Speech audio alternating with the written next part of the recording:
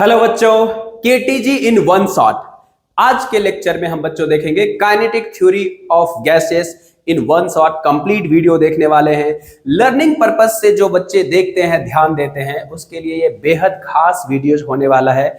आप अगर शुरू से अंत तक अगर केटीजी के वीडियोस कंप्लीट देखें तो आपके एक एक डाउट क्लियर होने वाला है काइनेटिक थ्योरी ऑफ गैस के।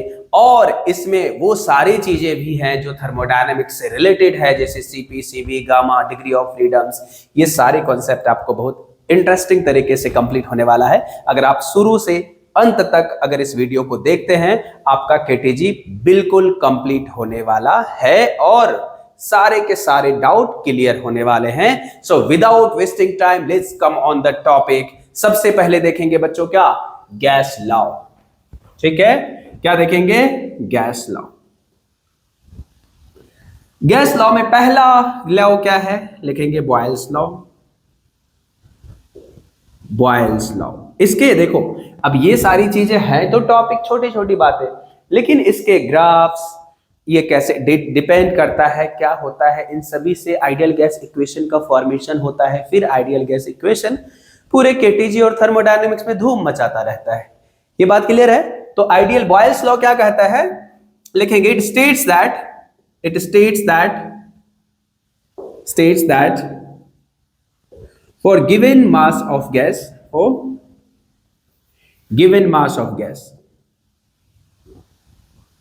given mass of gas at constant temperature,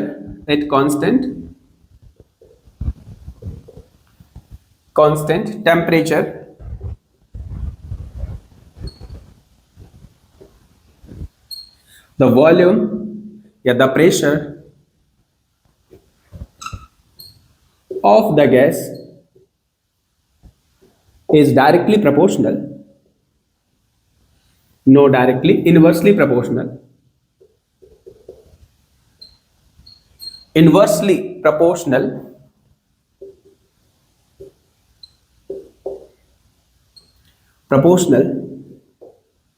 to the volume।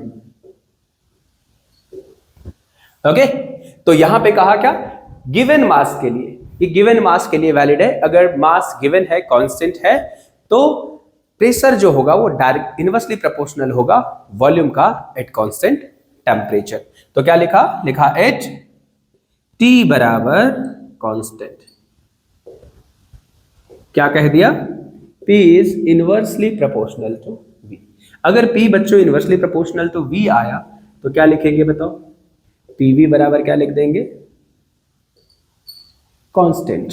Pressure and volume का प्रोडक्ट क्या हो गया, कांस्टेंट हो गया। PV बराबर कांस्टेंट का मतलब होता है बच्चों P1 V1 बराबर P2 V2 बराबर क्या,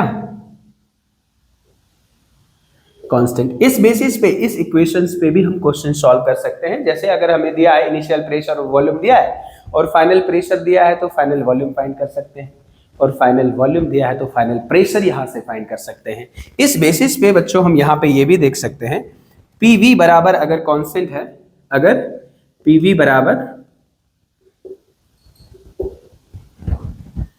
कांस्टेंट है तो वॉल्यूम को क्या लिख सकते हैं, यहां से हम लिख सकते हैं बच्चों, देखो यहां पे अगर मैं लिखूं को डेंसिटी बराबर क्या होता है, मास बाय वॉल्यूम, तो वॉल्यूम बराबर क्या हो जाएगा, मास बाय डेंसिटी। तो इस बेसिस पे यहां पे हम पुट कर सकते हैं क्या, मास वॉल्यूम बराबर क्या लिख देंगे, मास बाय डेंसिटी बराबर कांस्टेंट। कांस्टेंट को m क्या है, कांस्टेंट है। मास को अगर कांस्टेंट से डिवाइड करेंगे, मास से अगर कांस्टेंट को डिवाइड करेंगे तो ये भी कांस्टेंट हो जाएगा। वी कैन राइट या P by rho equals to constant. ये क्या है, डेंसिटी के फॉर्म में बॉयल्स लॉ है। Boyle's law in terms of density, क्या कहेंगे, Boyle's law in terms of density of density and pressure.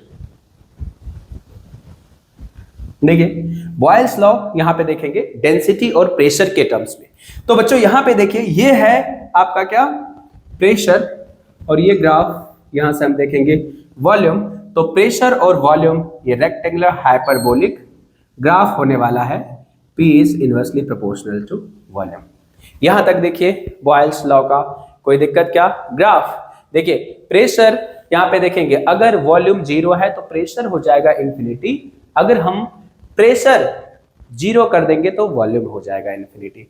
ऐसे ग्राफ को हम कहते हैं रेक्टेंगुलर हाइपरबोलिक ग्राफ, और ये हम यहाँ पे बॉयल्स लॉ में देखते हैं। यहां तक कोई दिक्कत, क्या कहा हमने, कांस्टेंट टेम्परेचर पे प्रेशर जो है वो इनवर्सली प्रोपोर्शनल टू वॉल्यूम होने वाला है। तो PV इक्वल्स टू कांस्टेंट हो गया, P1 V1 बराबर P2 V2 हो गया।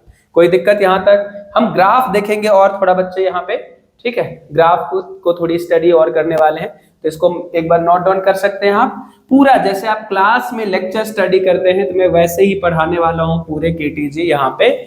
सो इसको इस तरह से ही देखना है, ऐसे नहीं कि हाँ ठीक है थोड़े फटाफट देख लिया एक छो मंतर हो गया, ऐसा होने वाला नहीं है। It will take time, right, और ये हमें पूरा का पूरा KTG का सभी डाउट्स को क्लियर करने के लिए हेल्प करने वाला है। अभी हम देखेंगे क्या नेक्स्ट, अगर देखें बच्चों यहां पे, तो हमने क्या देखा, यहां से हमने 3 इक्वेशन लिखा। क्या लिखा, P is inversely proportional to V, और लिखा PV बराबर कांस्टेंट, और क्या लिखा,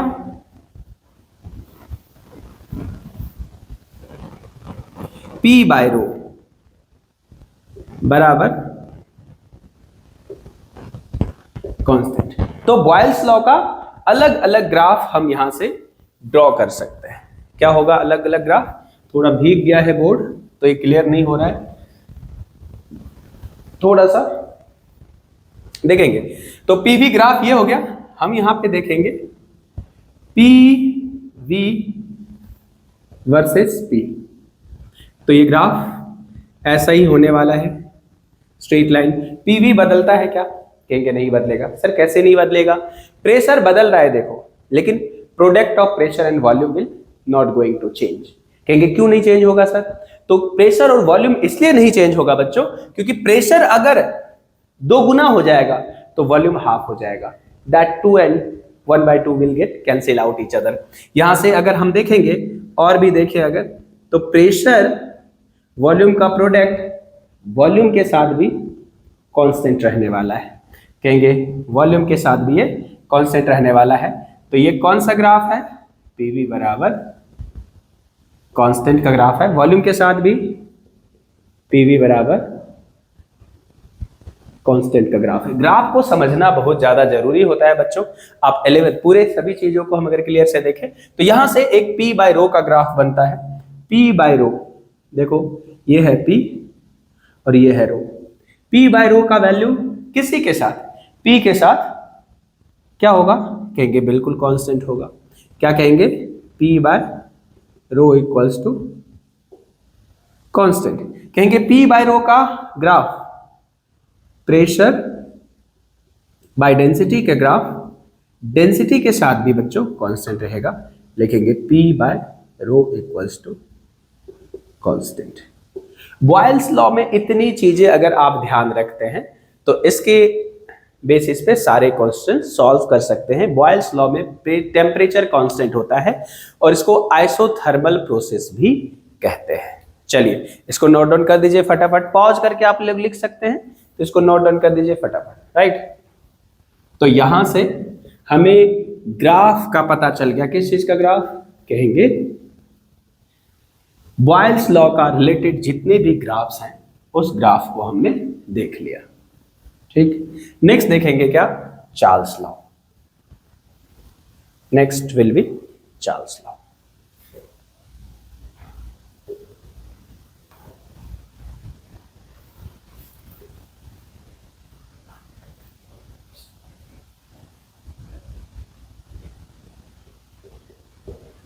चार्ल्स लॉ यहां पे कहेंगे it states that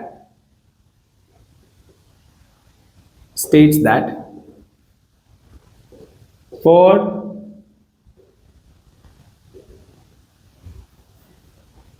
given mass of the gas at constant pressure, the volume of the gas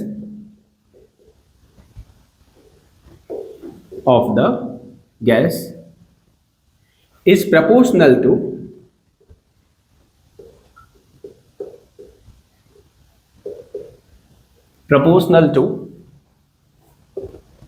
the temperature, the absolute temperature.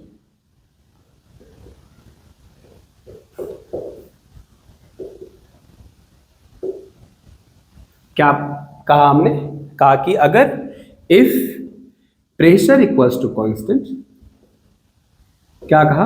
Volume जो है वो डायरेक्टली प्रोपोर्शनल टू होगा टेम्परेचर, तो वॉल्यूम बाय टेम्परेचर की value हो जाएगा बच्चों कांस्टेंट। इस बात से हमें पता चलेगा V1 bye T1 equals to V2 bye T2, ये सारी बातें क्या होगा? कांस्टेंट हो जाएगा। इस बेसिस पे जो भी क्वेश्चंस पूछा जा सकता है हम इजीली सॉल्व कर सकते हैं। तो बच्चों यहां से हम इन बातों को लिखेंगे, V बाई टी बराबर कॉन्स्टेंट। तो इससे हमें क्या पता चलेगा? V बाई टी कॉन्स्टेंट हो गया। कब होगा? जब P कॉन्स्टेंट होगा। तो यहां से ग्राफ देख लेंगे बच्चों, क्या V का T के साथ वी टी ग्राफ होगा। बेशक V is directly proportional to T है, ये ग्राफ होने वाला है। और बच्चों हम देखेंगे V बाय टी का ग्राफ अगर देखें किसके साथ? T के साथ, ये कांस्टेंट ग्राफ होने वाला है। और V बाय टी का ग्राफ अगर और देखें तो V बाय टी का ग्राफ किसके साथ? V के साथ, ये भी क्या होने वाला है? कांस्टेंट होने वाला है। ये क्या है? PV बराबर कांस्टेंट का ग्राफ है बच्चों। ये भी क्या है? PV बराबर कांस्टेंट का ग्राफ। कोई दिक्कत? अब कहेंगे सर ये क्या हुआ? देखें, अगर टेम्परेचर बढ़ाएंगे कांस्टेंट प्रेशर पे वॉल्यूम भी बढ़ेगा, वॉल्यूम बढ़ाएंगे टेम्परेचर भी बढ़ेगा। लीनियर इक्वेशन आया।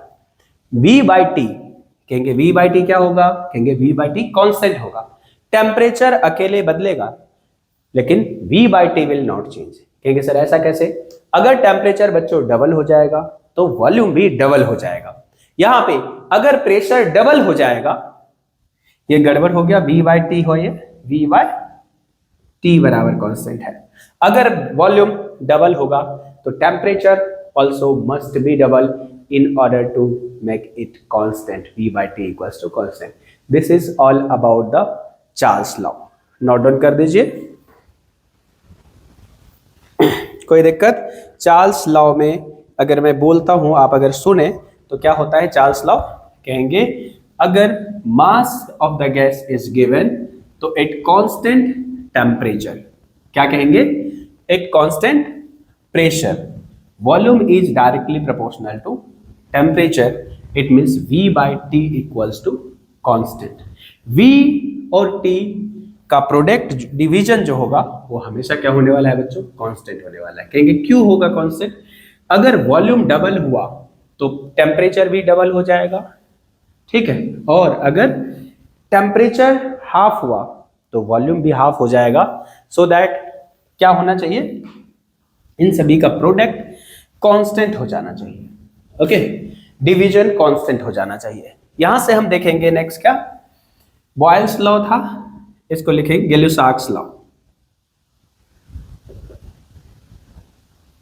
गै-लुसाक्स law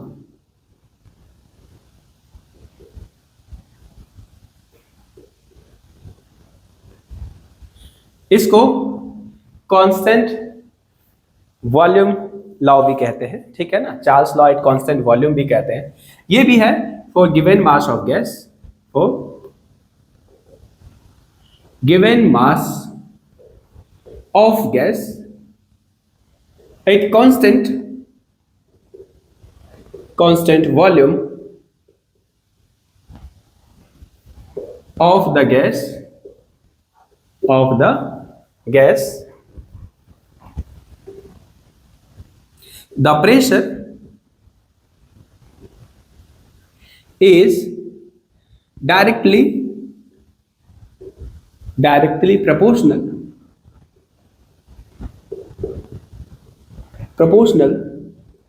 to its volume, proportional to its volume कहेंगे for a given mass of gas at constant volume, लिखेंगे at constant volume of the gas the pressure is directly proportional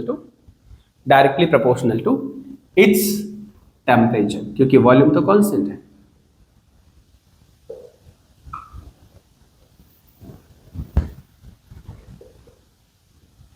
proportional to its temperature।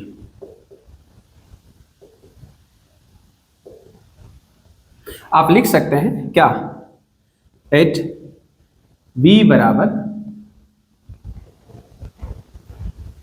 Constant, that is P is directly proportional to T, that is P by T equals to constant बोले तो P one by T one equals to P two by T two equals to constant. Okay, यहां से अगर graph देखें तो क्या देखेंगे, this is pressure, this is temperature and P by T is proportional, P is directly proportional to T। now pressure, now this is pressure,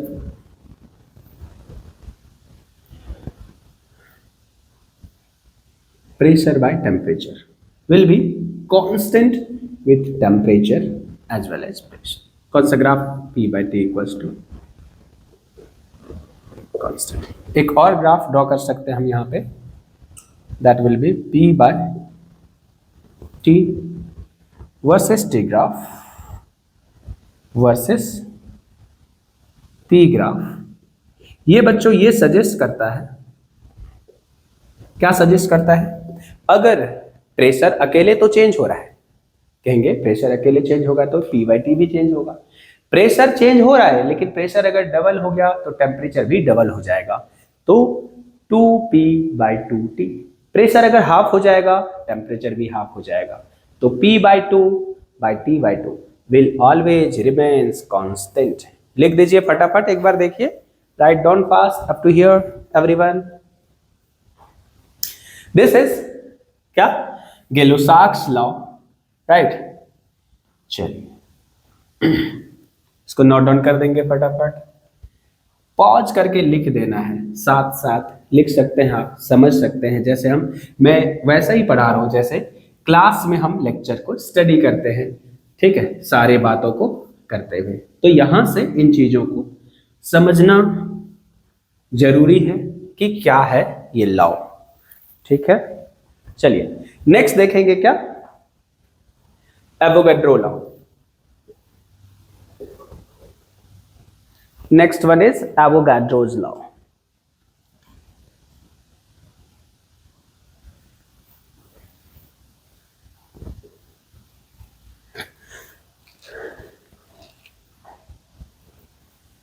लिखेंगे Avogadro's law.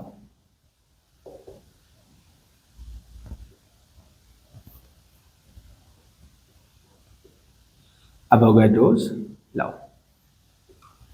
It states that, लिखेंगे, it states that,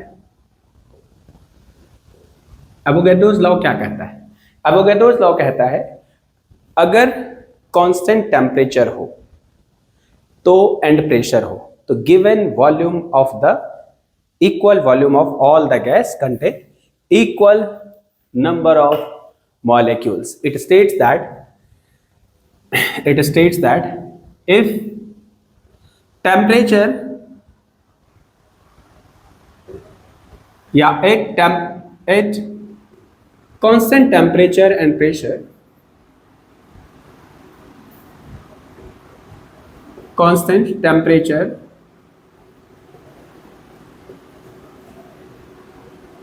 and pressure, and pressure equal volume of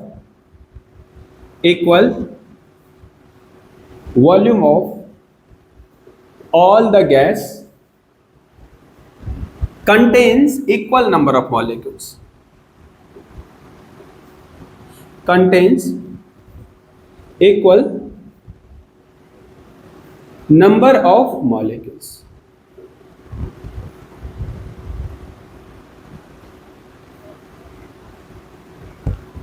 okay क्या कहा हमने?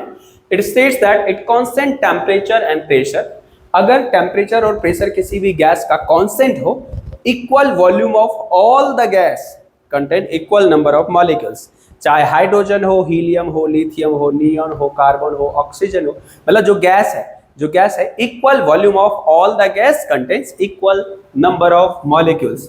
तो यहां से हम लिख सकते हैं क्या? P V by T equals to क्या लिख सकते हैं? कांस्टेंट। यहां से लिखेंगे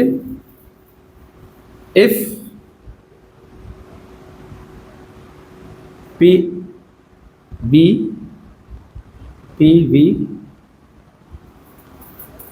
क्या लिखेंगे? If P T and V are same then N1 will be equals to N2। इसको कैसे समझ सकते हैं? आइडियल गैस इक्वेशन से लिख सकते हैं इसको, लिखेंगे PV इक्वल्स टू nRT। तो PV बाय RT क्या हो गया? लिखेंगे N हो गया। लिखेंगे P1 V1 बाय R तो यूनिवर्सल, T1 बराबर क्या लिख देंगे? N1। This is equation 1। लिखेंगे P2 V2 bye RT2 equals to N2। लिखेंगे इफ P1 बराबर P2, V1 बराबर V2 एंड T1 बराबर T2, then N1 will be equals to N2। number of moles will be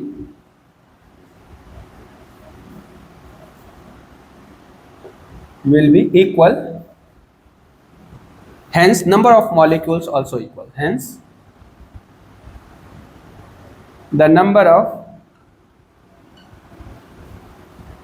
of molecules also will be equals,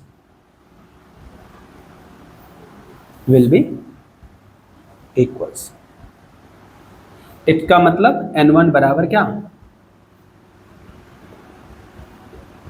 N2। इन सभी चारों अगर equation को accumulate करते हैं तो अपने को मिलता है क्या? Ideal gas equation. यहां तक नोट डाउन कर दीजिए, किसी को कोई दिक्कत यहां तक? अगर कोई दिक्कत है तो आपको लिखना है कमेंट बॉक्स में, आराम से इत्मीनान से पूरा वीडियो को देखना जरूरी है। आप इन बात को समझिए सबसे पहले, ठीक है ना? क्या कहा हमने? It states that it constant temperature and pressure equal volume of all the gases contains equal number of molecules. कहा कि अगर टेम्परेचर प्रेशर कांस्टेंट हो तो equal volume of all the gas, कोई भी गैस हो, इक्वल वॉल्यूम में equal number of molecules he contain करेंगे। इसका मतलब P, V और T अगर कांस्टेंट है तो N1 बराबर N2 का होना बहुत जरूरी है और होगा ही। ऐसा किसने कहा? एवोगैड्रो ने। एवोगैड्रोज लॉ उसका नाम दिया। एवोगैड्रो का नाम जानते होंगे, एवोगैड्रो नंबर हम जानते हैं जिसमें 6.02 × 10⁻23 नंबर्स होते हैं, जिसको एक मोल में कंटेन क्वांटिटी कहते हैं। ठीक है ना? यहाँ पे नोट डाउन कर सकते हैं, इसको समझ सकते हैं आप बहुत अच्छे से। ठीक है, ये बहुत क्वालिटी कंटेंट्स आप समझ सकते हैं इसको। सारी चीजें पूरा हम पढ़ने वाले हैं, फुल सिलेबस को देखने वाले हैं यहाँ पे, और इससे रिलेटेड न्यूमेरिकल्स भी करने वाले हैं। तो यहाँ से हम देख लेंगे बच्चों क्या? आइडियल गैस इक्वेशन, राइट ना? 4 लॉ पढ़े हमने, कौन कौन? Boyle's law, Charles law, Avogadro's law और गै-लुसाक्स लॉ। इन सभी लॉ को बच्चों अगर कंबाइन करेंगे, if we combine all these three law, it will form ideal gas equation. लिखेंगे आइडियल गैस, लिखेंगे the gas which obey the gas law at all the temperature, at all the temperature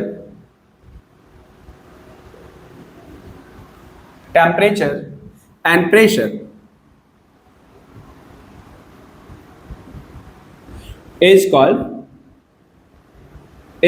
ideal gas. Ideal gas. But the real gas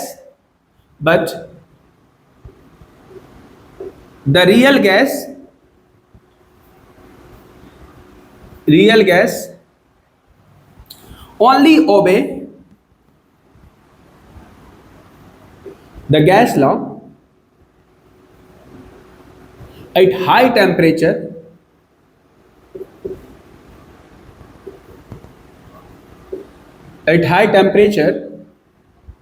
and low pressure. At high temperature and low pressure. क्या कहा हमने? The gas which ओबे, वो gas मतलब ideal gas क्या होता है? जो किसी भी टेम्परेचर पे gas law, Boyle's law, Charles law, Gay Lussac law को फॉलो कर सकता है। लेकिन जो रियल गैस है वो हाई टेम्परेचर और लो प्रेशर पर ही आइडियल गैस इक्वेशन को फॉलो करता है, ओबे करता है। अब हम यहां पे लिखेंगे बच्चों क्या? आइडियल गैस इक्वेशन लिखेंगे all the four gas laws can be written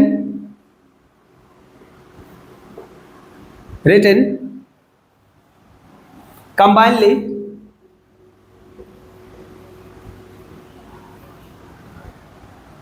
and produce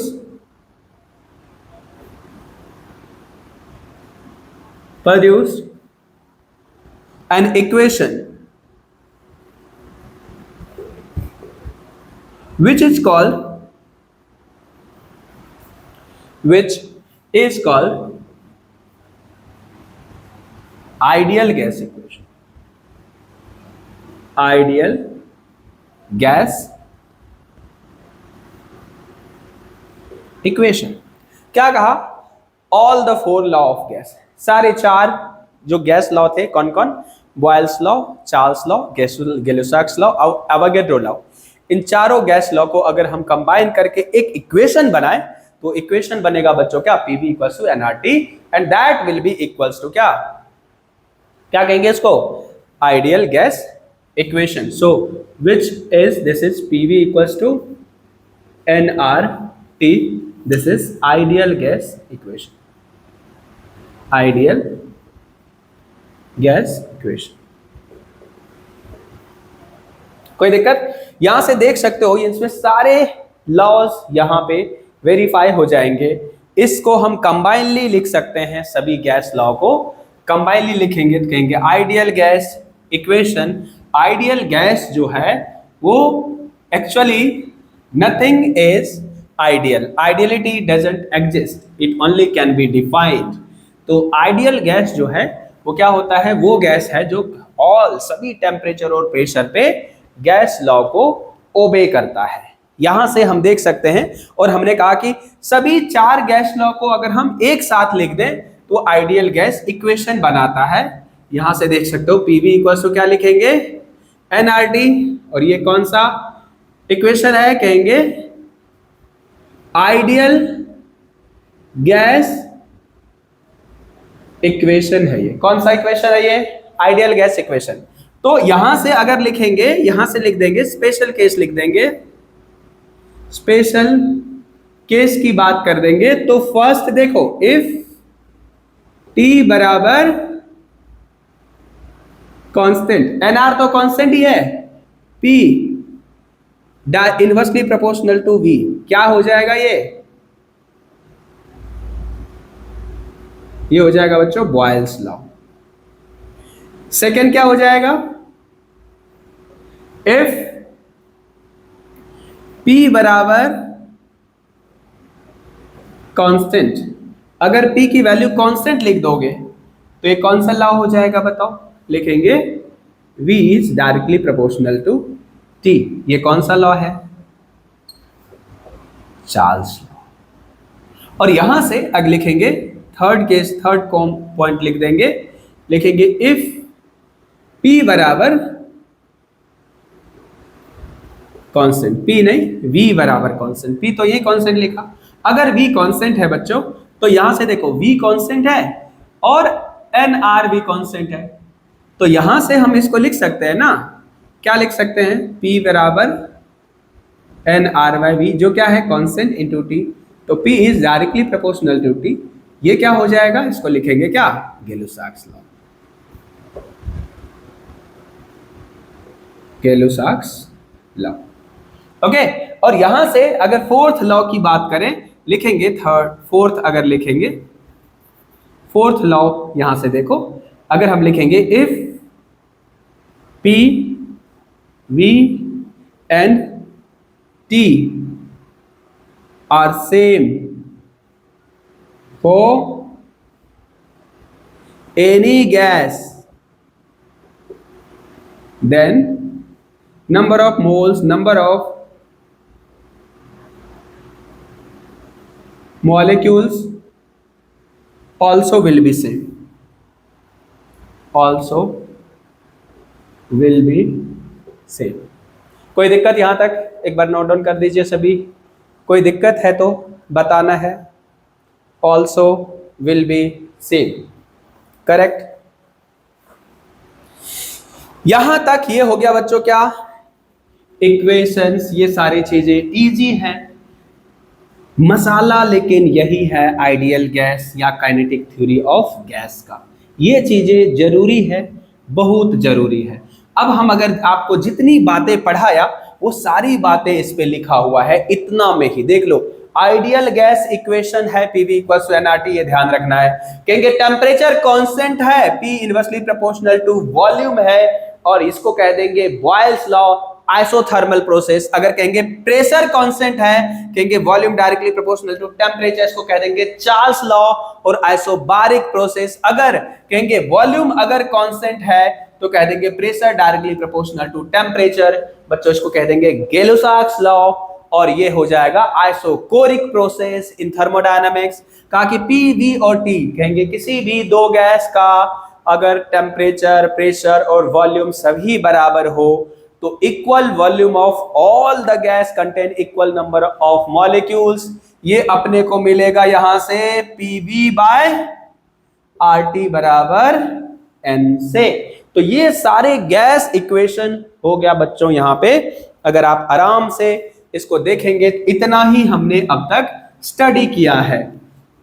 अब हम चलेंगे इसका मेन पार्ट में, काइनेटिक थ्योरी ऑफ गैस का मेन पार्ट जो है वो स्टार्ट होता है डिग्री ऑफ फ्रीडम से। क्या होता है, डिग्री ऑफ फ्रीडम। तो सबसे पहले यहां पे अब हम लिखेंगे क्या, डिग्री ऑफ फ्रीडम क्या होता है। चलिए यहां से बच्चों और थोड़ा सा ध्यान दे देना है। Boyle's law, Charles law, गैलो-साक्स law और एवोगाड्रोस लॉ और आइडियल गैस इक्वेशंस के बाद degree of freedom, pressures, CP/CV, internal energy, law of equipartition of energy, बहुत इंटरेस्टिंग है और यहीं से क्वेश्चंस मोस्टली नीट में, जी मेंस में, एडवांस में पूछे जाते हैं। चलिए स्टार्ट करते हैं। क्या स्टार्ट करेंगे, लिखेंगे डिग्री ऑफ फ्रीडम क्या होता है। Degree of freedom, degree of freedom, freedom का मतलब पता ही है बच्चों आप सभी को, फ्रीडम का मतलब होता है आजाद रहना। ओके, डिग्री ऑफ फ्रीडम यहां पे डिफाइन करते हैं the minimum number of way in which the motion of any particle can be described।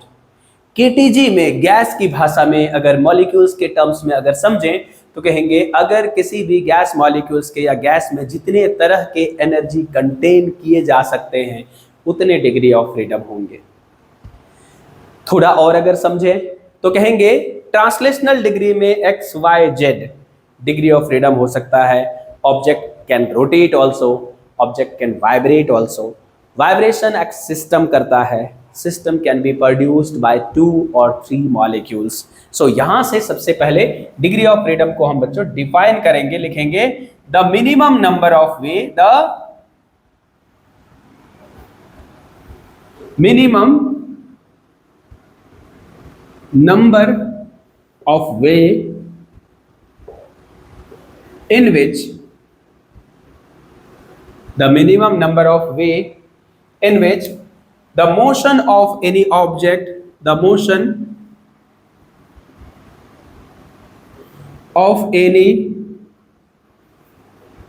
object can be described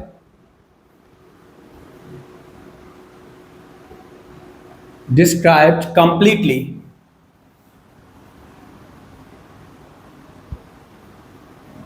is called degree of freedom। Okay, simple अगर समझे बच्चों तो एक block यहां पे अगर इस डायरेक्शन में जा रहा है, इस डायरेक्शन में एक ही डिग्री ऑफ फ्रीडम होगा। This is restricted to move along this line, एक ही डायरेक्शन में मूव कर रहा है तो इसको लिखेंगे डिग्री ऑफ फ्रीडम बराबर, इसको हम स्मॉल एफ से लिखते हैं, इसको कहेंगे 1। कैसा डिग्री ऑफ फ्रीडम? कहेंगे ट्रांसलेशनल।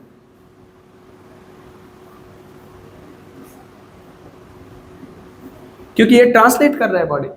कहेंगे और कैसा हो सकता है? लिखेंगे एक ऑब्जेक्ट को ऐसे फेंक दिया u स्पीड से, ये 2 डायरेक्शन में मूव करेगा, एक तो इस डायरेक्शन में, दूसरा क्या इस डायरेक्शन में।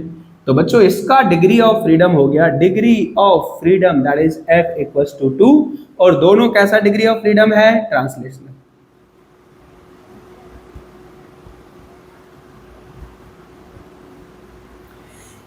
कहेंगे और क्या होता है? कहेंगे और बच्चों अगर हमने एक इंक्लाइन प्लेन लिया ऐसे और यहां से एक बॉडी को रोल करा दिया तो ये क्या करेगा? ये सीधा सीधा यहां पे भी पहुंचेगा और ये इस डायरेक्शन में रोल भी करेगा। मतलब रोलिंग मोशन होगा यहाँ पे, ट्रांसलेशन और रोटेशन दोनों होगा। एक ट्रांसलेशनल डिग्री ऑफ फ्रीडम, एक rotational degree of freedom, total degree of freedom होंगे 2। तो बच्चों यहां पे हम लिख देंगे, अगर ये थीटा है लिखेंगे डिग्री ऑफ फ्रीडम f बराबर 2, इसमें लिखेंगे 1 ट्रांसलेशनल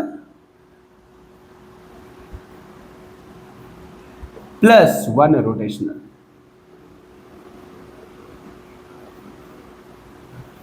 सिर्फ बेसिक समझने के लिए हमने यहां पे लिखा है, गैस का हम देखेंगे अभी, ठीक है ना। यहां पे हमने क्या कहा? डिग्री ऑफ फ्रीडम एक ही डायरेक्शन में रेस्ट्रिक्ट है और इसके इस पार्टिकल जो है x में और y में मूव कर सकता है, तो 2 डिग्री ऑफ फ्रीडम हुए।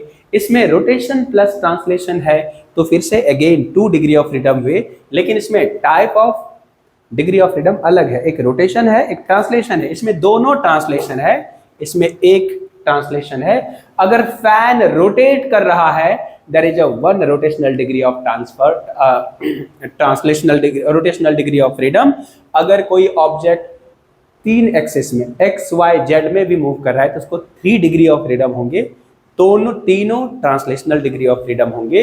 अगर कोई ऑब्जेक्ट है उसका कंसिडरेबल साइज है और वो x एक्सिस और y एक्सिस और z एक्सिस के अबाउट वो रोटेट कर सकता है, उसके 3 रोटेशनल डिग्री ऑफ फ्रीडम भी हो सकते हैं। तीनों एक्सिस में उसकी एनर्जी का कुछ पार्ट डिवाइडेड होगा, या फिर कहेंगे उस कितने तरह के एनर्जी किसी बॉडी में कंटेन किए जा सकते हैं उसको कहते हैं हम बच्चों क्या? Degree of freedom. यहां पर कोई बात कोई चीजें दिक्कत तो नहीं है, ये चीजों को समझो। The minimum number of way in which a motion of any body can be described. वो कंप्लीटली डिस्क्राइब करने के मिनिमम नंबर ऑफ वे कितना है उसको कहेंगे बच्चों क्या? Degree of freedom, degree of freedom कहेंगे, ये तो समझने की बात हो गई। डिग्री ऑफ फ्रीडम में न्यूमेरिकल बनाने के लिए या फिर समझने के लिए पूरा केटीजी और थर्मोडायनेमिक्स आपको डिग्री ऑफ फ्रीडम याद रखना पड़ेगा। कहेंगे सर समझने की कोई चांस नहीं है, बिल्कुल समझाएंगे, उसके बाद ध्यान रखेगा, हमेशा उसको ध्यान रखेंगे। तो डिग्री ऑफ फ्रीडम जो है लिखेंगे degree of freedom of mono atomic gas, लिखेंगे डिग्री ऑफ फ्रीडम और mono atomic gas molecule.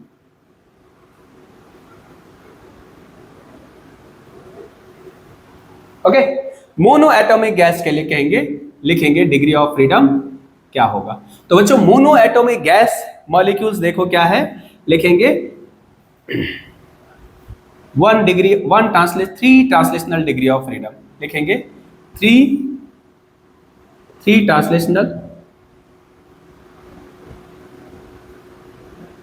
Translational degree of freedom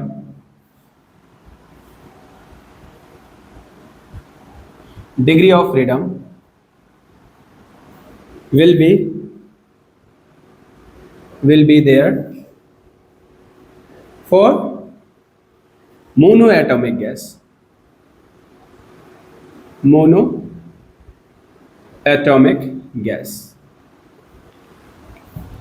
अगर मोनोएटॉमिक गैस की बात करें, देखो एक एटम है, it can be move along the X axis, it can move along the Y axis, it has P Y, it can move along the Z axis, it can be V Z. तो ये 3 direction में translate कर सकता है।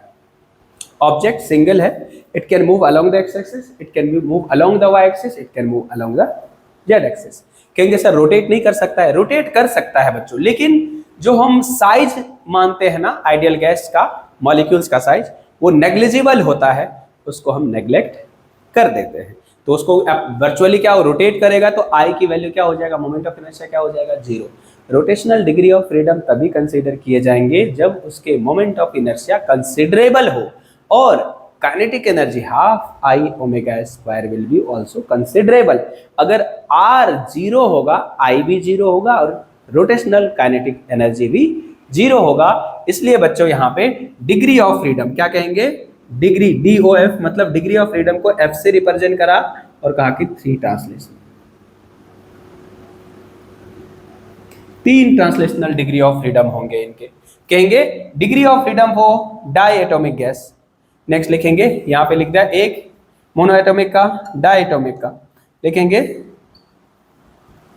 Degree of freedom for diatomic gas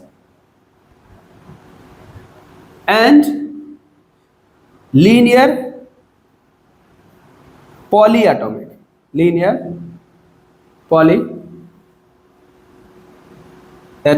gas will be 5, right? 3 translational will be 5, 3 translational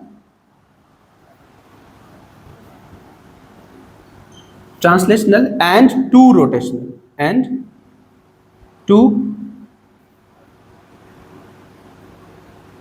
rotational. कितने degree of freedom होंगे, कहेंगे 5 degree of freedom होंगे। किसके, कहेंगे डाई एटॉमिक गैस का या लीनियर पॉली एटॉमिक गैस का। अब बात समझेंगे बच्चों, मोनो एटॉमिक का तो 3 हो गया, तीनों ट्रांसलेशनल था, लेकिन डाई एटॉमिक का और पॉली एटॉमिक लीनियर का सेम ही है।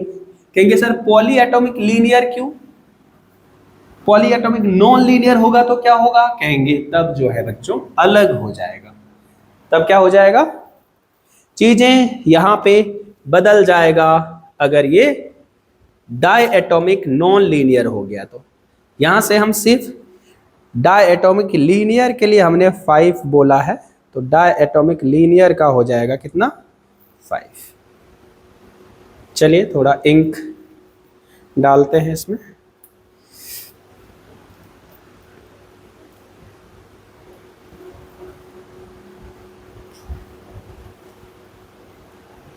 चलिए, क्या कहा हमने? 5। तो डिग्री ऑफ फ्रीडम बच्चों क्या हो जाएगा? डिग्री ऑफ फ्रीडम हो जाएंगे 5। यहाँ पे हम लिख देते 3 ट्रांसलेशनल प्लस 2 रोटेशनल। कहेंगे क्यों भैया, ऐसा क्यों? तो अगर एक ऑब्जेक्ट है बच्चों, देखो ये लीनियर ऑब्जेक्ट है, तो अगर ये एक्स एक्सिस है, यहाँ पे थोड़ा सा साइड में लेते हैं, अगर ये लीनियर डायएटॉमिक है या ट्राइएटॉमिक है लाइन में, तो ये क्या है? कहेंगे एक्स एक्सिस है। कहेंगे ये क्या है? कहेंगे वाई एक्सिस। कहेंगे ये क्या हो सकता है?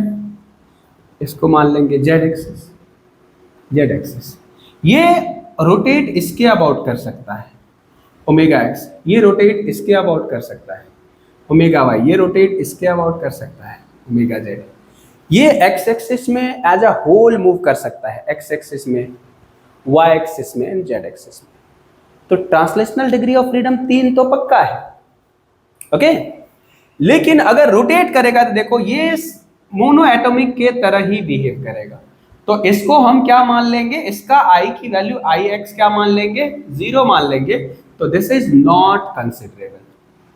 और यहां से देखो ये जो है दोनों मॉलिक्यूल्स वाई और जेड एक्सिस पे तो पड़ नहीं रहा है, और जब ये वाई और जेड एक्सिस पे नहीं पड़ रहा है तो ये कंसिडरेबल होगा, ना कि नेग्लिजिबल होगा। तो वाई एक्सिस और जेड एक्सिस के अबाउट जो डिग्री ऑफ फ्रीडम होगा वो कंसिडरेबल होगा, क्योंकि जो मॉलिक्यूल्स है वो एक्स एक्सिस पे है, तो ये कंसिडरेबल नहीं होगा। तो एक डिग्री ऑफ फ्रीडम ये, दूसरा डिग्री ऑफ फ्रीडम ये। तो 2 कैसा? रोटेशनल डिग्री ऑफ फ्रीडम, और 3 कैसा? Translational degree of freedom. तो डिग्री ऑफ फ्रीडम हो जाएंगे बच्चों क्या? 3 हो जाएंगे, ठीक है ना?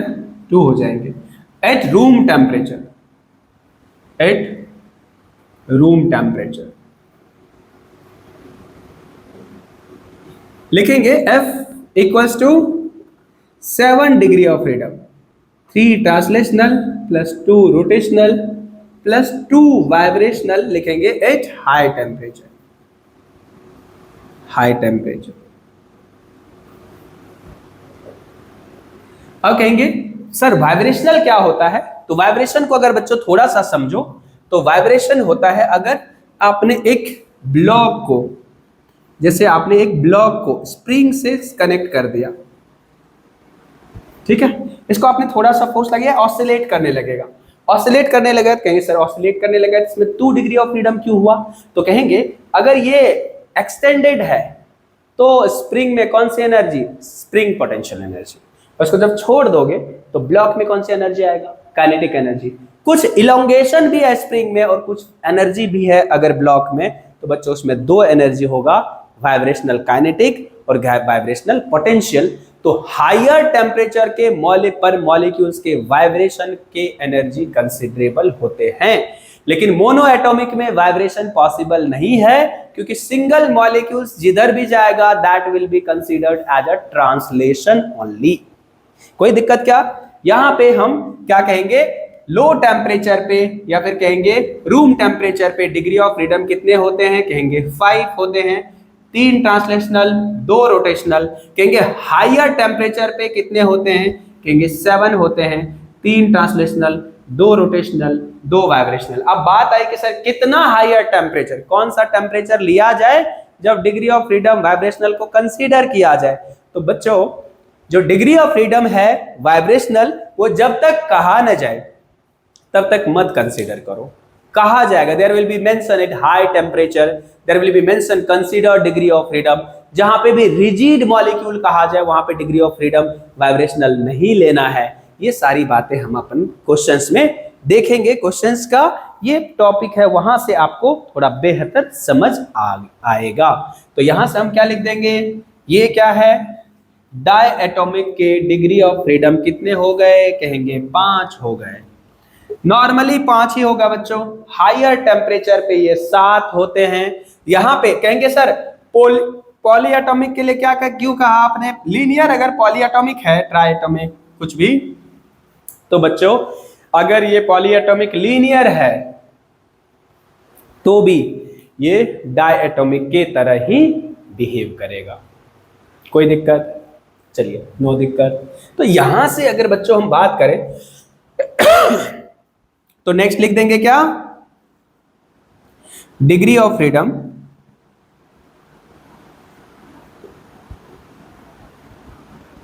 फॉर, डिग्री ऑफ फ्रीडम किसके लिए, degree of freedom for non linear triatomic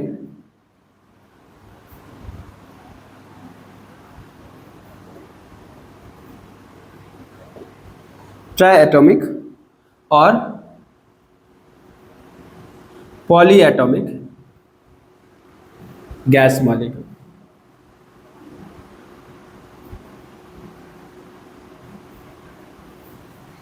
degree of freedom for non linear triatomic और polyatomic gas molecule. Non linear triatomic और पॉलीएटॉमिक की अगर बात करें बच्चों, तो यहां पे हम लिखेंगे degree of freedom equals to कितना, 6, 3 translational plus 3 rotational at room temperature,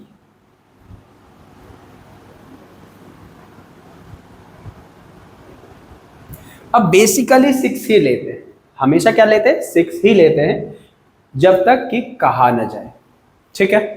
तो डिग्री ऑफ फ्रीडम लिखेंगे, डिग्री ऑफ फ्रीडम को क्या कहा हमने, डिग्री ऑफ फ्रीडम को कहा F, degree of freedom F बराबर लिख देंगे बच्चों क्या, 8 लिखेंगे, 3 translational plus 3 rotational plus 2 vibrational. ये क्या है, वाइब्रेशनल डिग्री ऑफ फ्रीडम है। कहां पे लिखेंगे at higher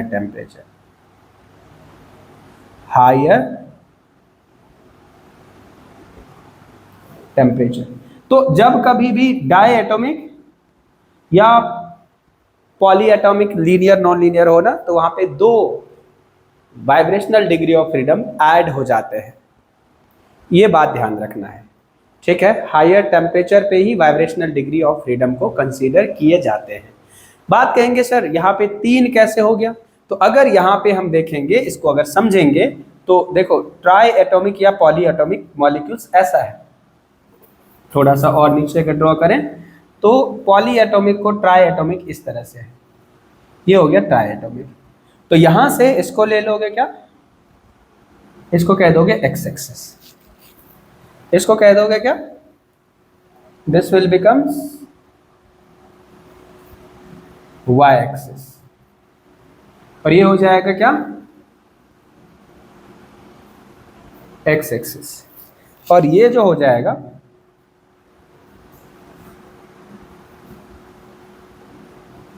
Z axis.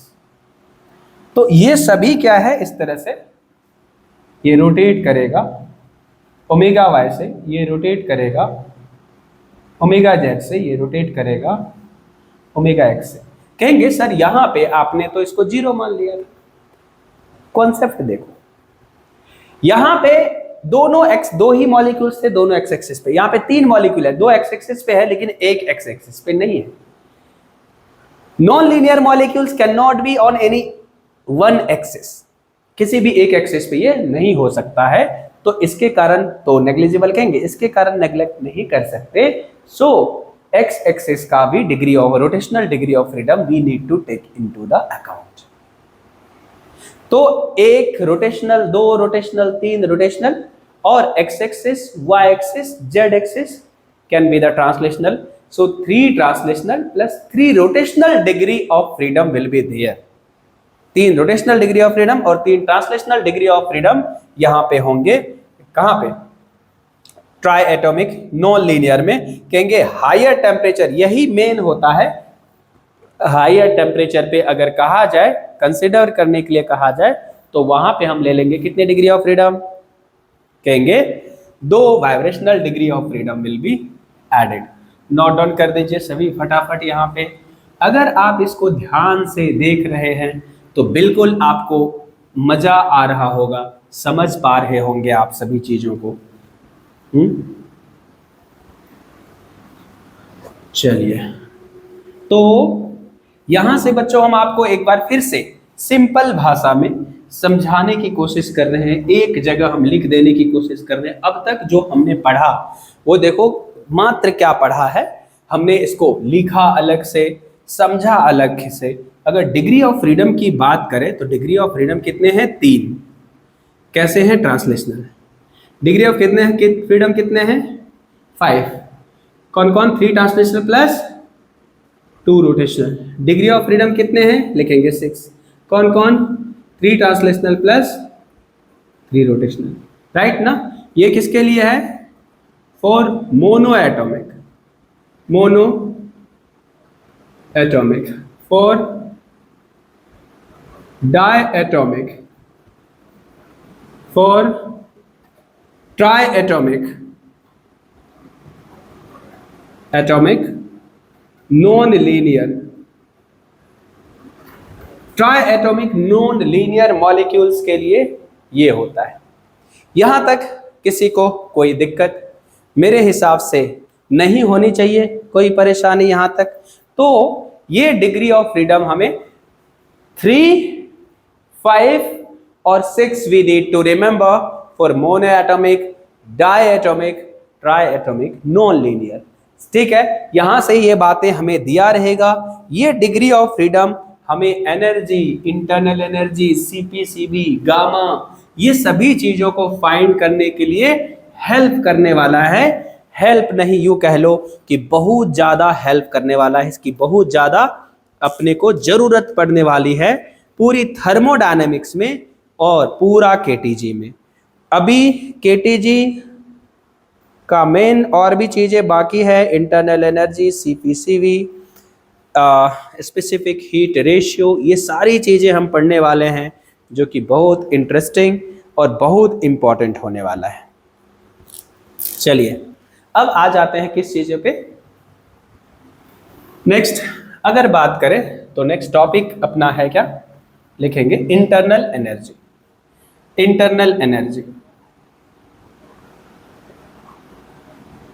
Internal energy of the gas. Internal energy of the gas क्या होता है? कहेंगे अगर कोई कंटेनर है बच्चों, अगर कोई कंटेनर है, इस कंटेनर को अगर हम पूरा पूरा इसमें हमने गैस फिल कर दिया है और इसको हम क्या कर रहे हैं? पूरा एज अ होल मूव करवा रहे हैं, तो इसको कहेंगे ऑर्डर्ड मोशन। इस मोशन के लिए बाहर का कोई ना कोई फोर्स रिस्पॉन्सिबल है। लेकिन अगर हम कहेंगे कि अगर इसमें मॉलिक्यूल्स है, जिग-जैग मोशन है, इसमें मॉलिक्यूल्स है अगर, तो अगर इसमें गैस मॉलिक्यूल्स है तो इस मॉलिक्यूल्स का, किसी भी मॉलिक्यूल्स को अगर पकड़ेंगे तो इस मॉलिक्यूल का कुछ भी जिग-जैग मोशन हो सकता है। ठीक है, इस तरह से कुछ भी इसका मोशन हो सकता है, जिग-जैग मोशन, और ये डिसऑर्डर्ड मोशन कहलाता है। Disordered motion is totally due to temperature. तो energy possessed by the body due to its disordered motion of the gas molecule is called internal energy of the gas molecule. Temperature बढ़ाते हैं, disordered motion बढ़ता है। Temperature घटाते हैं, disordered motion घटता है। इसका मतलब टेम्परेचर बढ़ाएंगे तो इंटरनल एनर्जी बढ़ेगा, टेम्परेचर घटाएंगे तो इंटरनल एनर्जी घटेगा। इसका मतलब यह हुआ कि internal energy directly proportional to absolute temperature हुआ। कहेंगे the energy of the gas molecules, the energy of the gas molecule due to zigzag motion, zigzag motion इसको कह सकते हैं, और disordered motion, disordered motion, zigzag motion, कहेंगे the energy of the gas molecules due to disordered motion और zigzag motion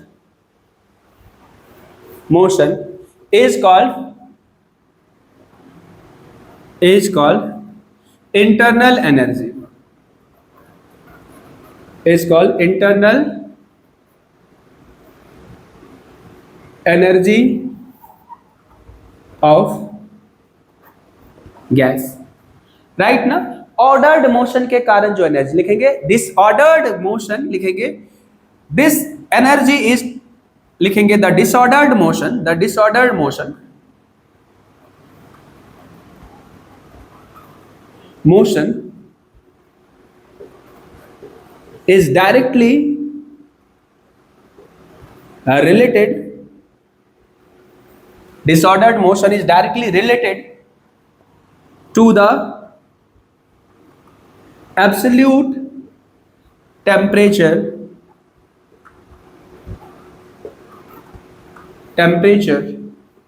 of the gas. Disordered motion directly related है किससे? Absolute temperature of the gas से. It means hence the internal energy of the gas, the internal energy of the gas is directly proportional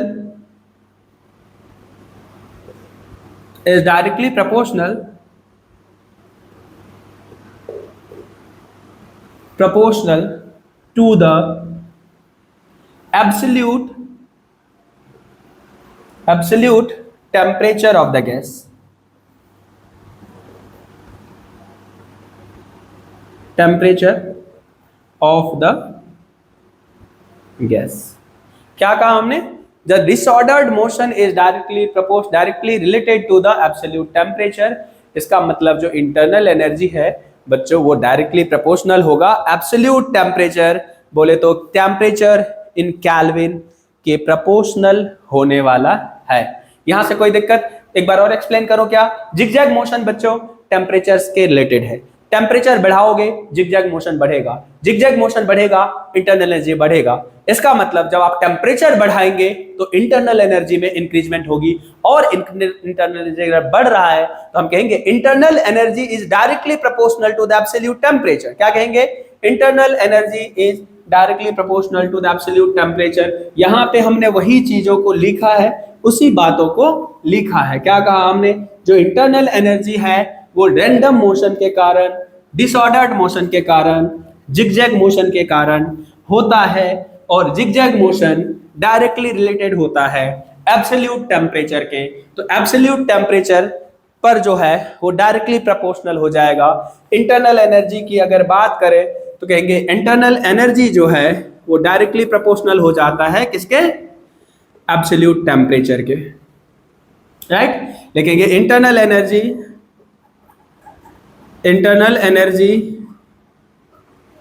proportional to absolute temperature. Internal energy proportional to absolute temperature.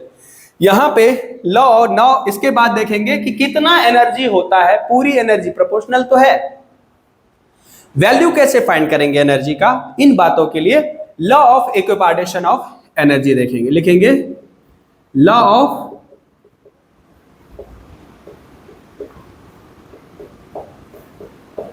Partition of energy. बच्चों law of equipartition of energy क्या कहता है? Law of equipartition of energy of the internal energy of ideal gas के बारे में बताता है. कहा जाता है, यहां पे डिफाइन किया गया कि internal energy is equally divided into all the degree of freedom of the gas. इसको कहा गया कि ideal gas is behaving like a ideal father.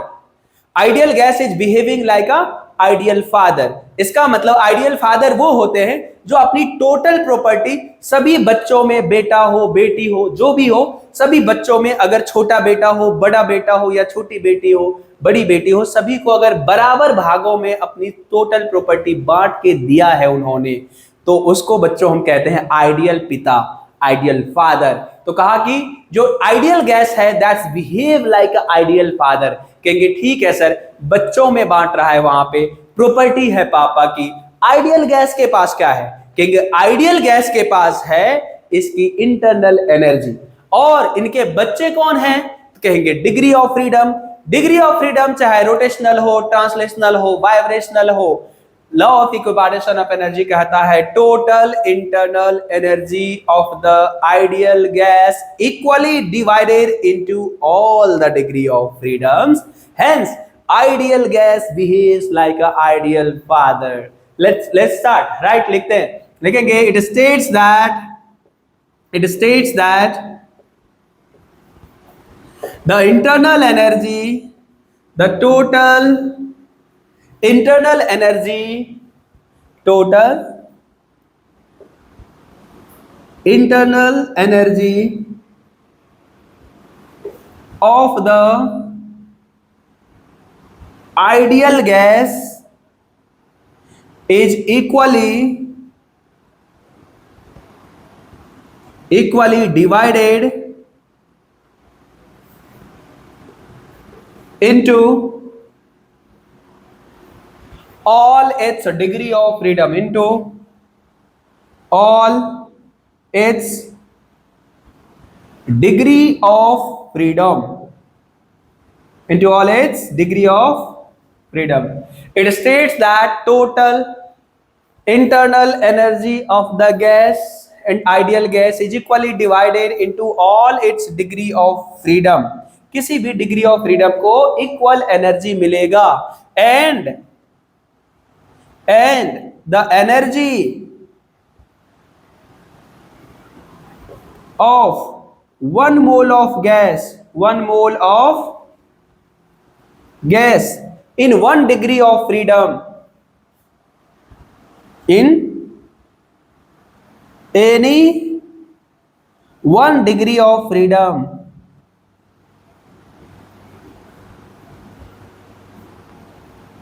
will be equals to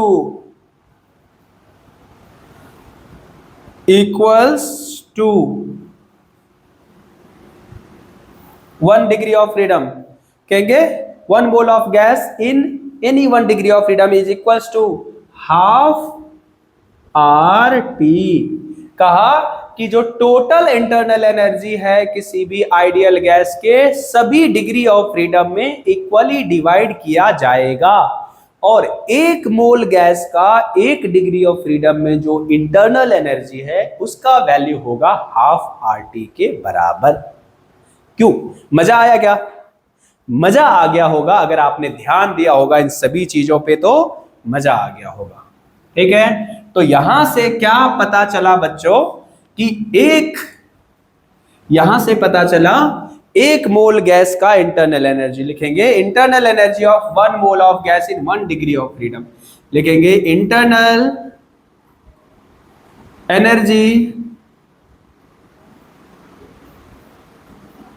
energy of 1 mole of gas in 1 degree of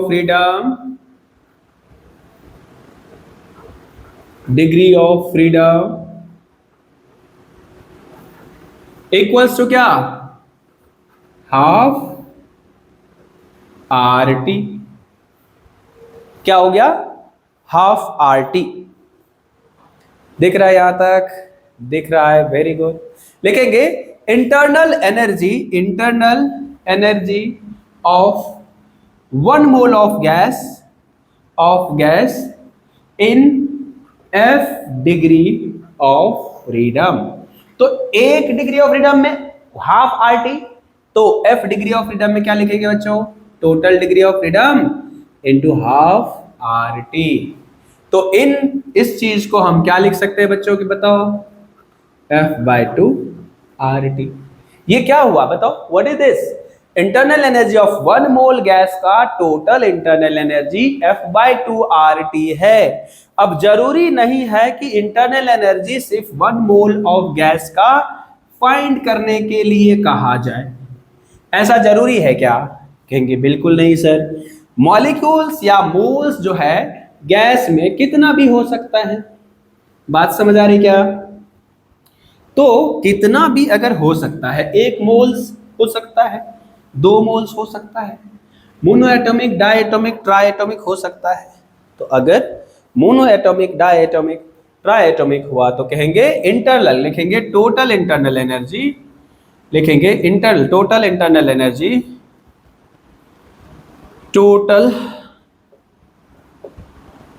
internal energy of n मोल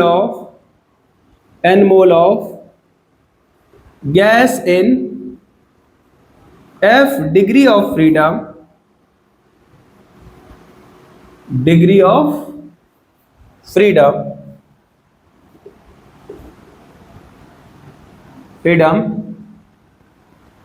लिखेंगे U equals to, देखो एक मोल के लिए इतना है तो n मोल के लिए n इन बाय f बाय 2 RT हो जाएगा, एक मोल के लिए n मोल के लिए। तो U बराबर हो जाएगा बच्चों क्या, देखो यहाँ पे U बराबर क्या हो जाएगा, NF बाय 2 RT। T क्या है, एब्सोल्यूट टेम्परेचर है, R क्या है, यूनिवर्सल गैस कांस्टेंट है। तो अगर हम कहेंगे डेल्टा यू चेंज इन, अगर हम किसी सिस्टम को हीट देंगे, टेम्परेचर बढ़ेगा तो बच्चों उसका इंटरनल एनर्जी भी बढ़ेगा, चेंज होगा। तो डेल्टा यू की वैल्यू क्या लिख सकते हैं, N F by 2 R delta T. This is internal energy, internal energy of ideal gas. ये हो जाएगा change in internal energy, energy of an ideal gas. कोई दिक्कत क्या किसी को, यहां तक बहुत मजेदार, इंटरेस्टिंग, मुझे तो मजा आया। आप लोग भी कमेंट सेक्शन में बताना अगर मजा आए, समझ आए। आप इस लेक्चर्स का वैल्यू या फिर आपको एक वैल्यू एडेड चीजें तभी लग सकता है जब आप पूरी वीडियो के लर्निंग पर्पस से शुरू से लास्ट तक देखेंगे, आपको मजा आएगा। और यहाँ पे आप एक ही वीडियो में सारी चीज समझ सकते हैं, ठीक है। नोट डाउन कर दीजिए यहां तक।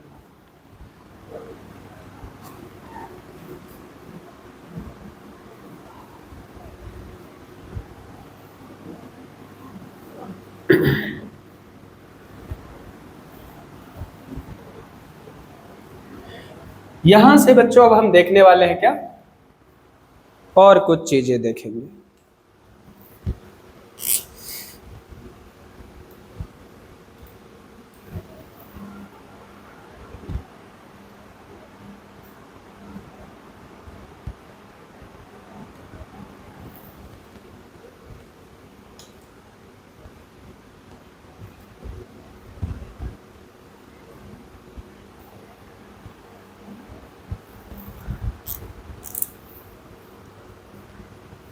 चलिए अब यहां पे देखेंगे क्या, स्पेसिफिक हीट, हेडिंग देते हैं molar specific heat, molar specific heat, इसको लिख देते हैं क्या, सी। लिखेंगे the amount of heat, molar specific, एक मोल गैस को 1 डिग्री टेम्परेचर से इंक्रीज करने के लिए जितनी हीट की जरूरत पड़ती है, मोलर स्पेसिफिक हीट कहेंगे। लिखेंगे the amount of heat required by 1 mole of gas, 1 mole of gas to increase its temperature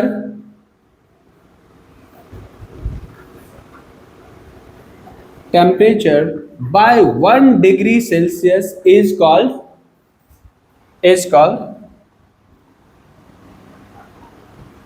molar specific heat of the gas। Okay, चलिए क्या कहा हमने, डेल्टा क्यू की वैल्यू लिखेंगे C बराबर heat supplied by N delta T. अगर n की value 1 ले लो, डेल्टा टी की वैल्यू 1 ले लो, तो C बराबर डेल्टा क्यू। डिफाइन कैसे करेंगे, कहेंगे amount of heat required by 1 mole of gas to increase its temperature by 1 degree Celsius. इसको लिखेंगे molar specific heat at constant volume, लिखेंगे molar specific heat at constant volume, molar specific heat at constant volume, that is CV। लिखेंगे amount of heat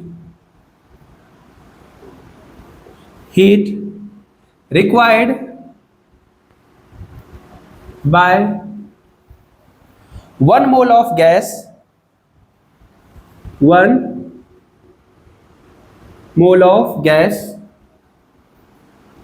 to increase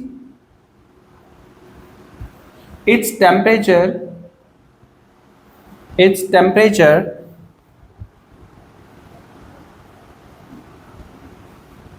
by 1 degree Celsius at constant volume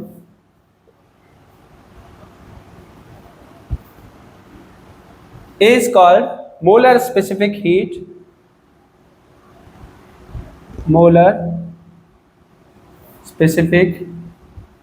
heat at constant volume, at constant volume। Note down कर दीजिए यहां तक।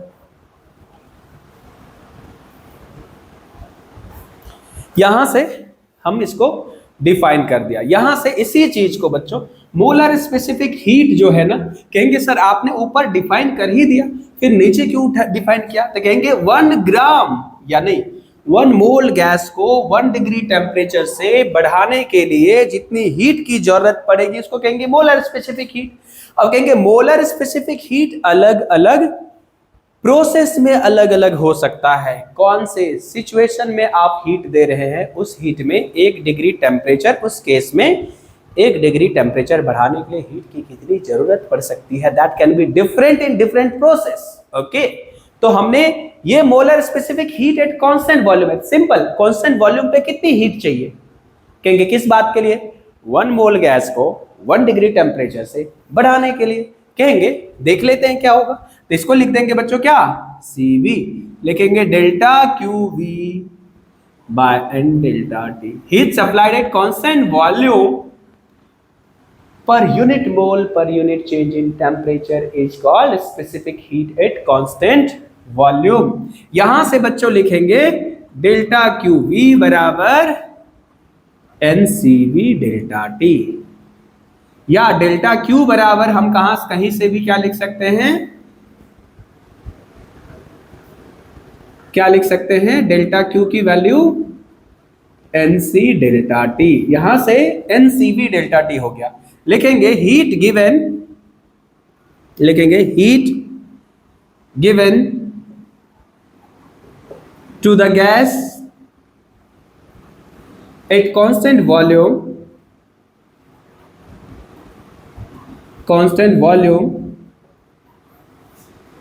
will be equals to change in internal energy,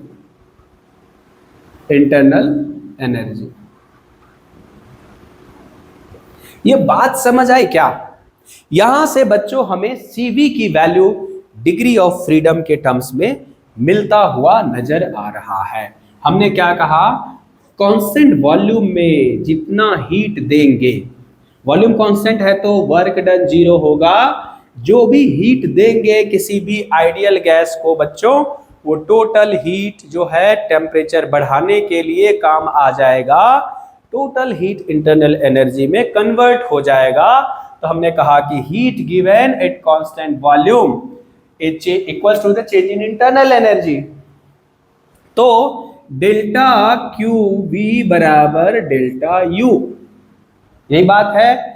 N C V delta T बराबर N F by two R delta T. N से N cancel, delta T से delta T cancel. बच्चों यहां पे लिख देंगे सी वी बराबर F by two R, C V बराबर एफ बाई टू आर। तो लिखेंगे C V equals to 3/2r, CV equals to 5/2r, CV equals to 6/2r। किसके लिए? For monoatomic, this one is for diatomic, this one is for triatomic, non-linear और polyatomic linear. बात समझ आए क्या? देखो CV की वैल्यू क्या आया? F/2r, मोनोएटॉमिक की degree of freedom 3/2r, diatomic का 5/2r 5, ट्राइटोमिक का 6/2r। तो CV और monoatomic, diatomic and triatomic gas molecules. कोई दिक्कत यहां तक? अब लिखेंगे specific heat at constant pressure. Note down कर दीजिए यहां तक, कोई दिक्कत नहीं, बहुत इंटरेस्टिंग, बहुत मजेदार। आप पूरा देखेंगे, सीखने के पर्पज से देखेंगे तभी आपको इंटरेस्ट आ सकता है, अदरवाइज पढ़ने में किसको इंटरेस्ट आता है? सीखना पड़ता है। सीखने की लत अगर लग गई तो हर सीखने वाली चीज इंटरेस्टिंग लगेगी, जो एक इंटरेस्ट के साथ बताया गया हो। यहां से हम समझेंगे क्या, बताइए।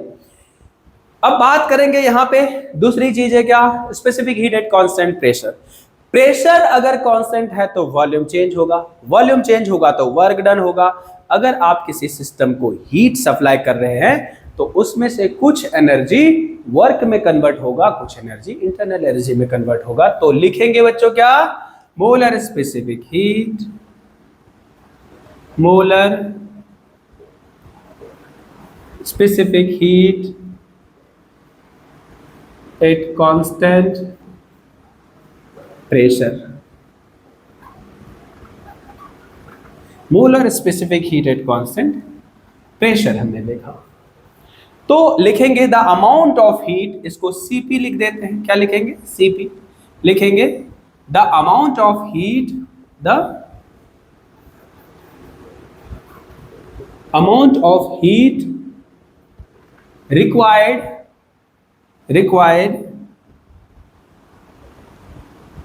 required by 1 mole of gas to increase its temperature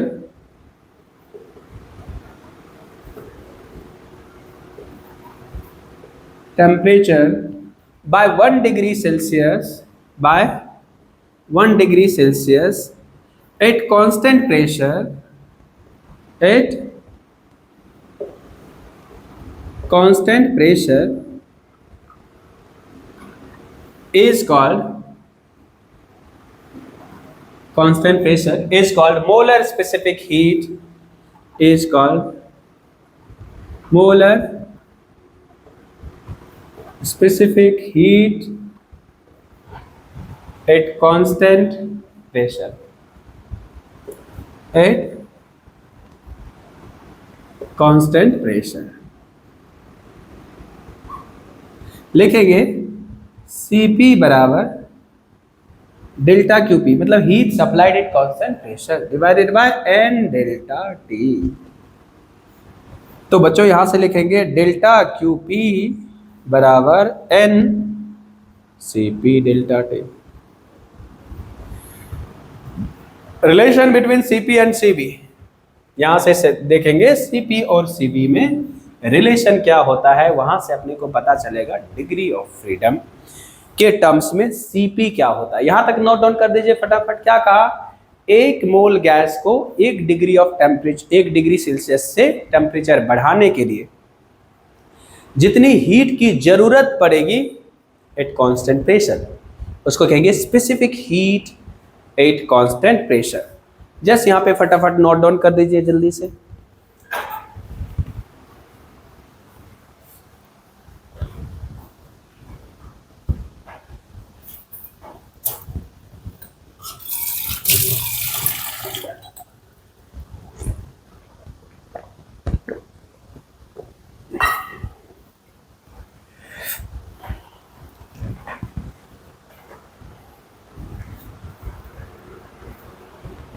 चलिए अब क्या करेंगे, सीपीसीवी में रिलेशन देख लेंगे।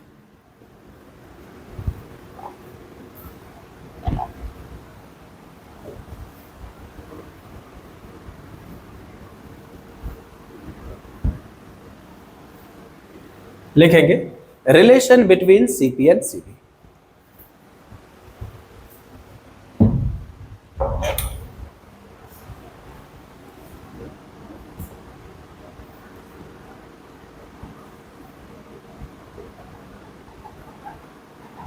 सीपी एंड सीवी, इसको लिखने के लिए direct CP minus CV equals to R होता है, पता ही है अपने को।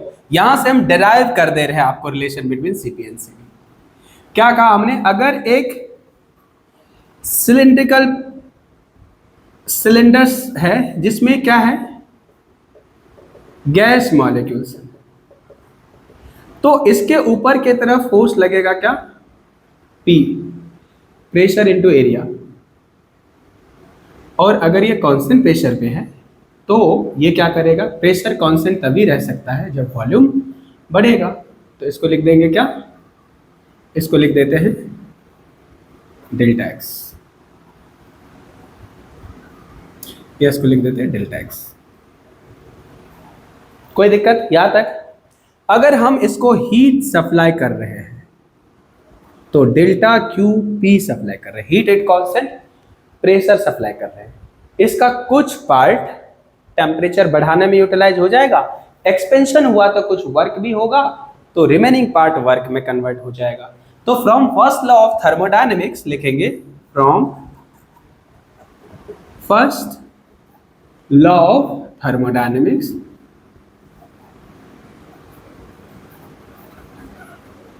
कहोगे सर ये तो पढ़ा नहीं है, अभी बता देता हूं। डेल्टा क्यू बराबर हीट जो भी सिस्टम को दोगे वो दो पार्ट में डिवाइड होगा। कौन सा, इंटरनल एनर्जी चेंज और अमाउंट ऑफ वर्क डन। तो यहां से वर्क डन की अगर बात करें तो प्रेशर वर्क डन क्या होता है बताओ, वर्क डन क्या लिख दोगे, force into dot displacement. Force किधर लग रहा है, ऊपर, डिस्प्लेसमेंट किधर है, ऊपर। फोर्स क्या है, पी ए इंटू क्या है, डेल्टा एक्स। तो P A into delta X. A क्या है देखो, area into delta X. Area into delta X क्या लिखोगे, देखोगे पी डेल्टा, ऐसा लिखो, यहां से लिख दोगे। इसको लिखोगे क्या, एन सी पी।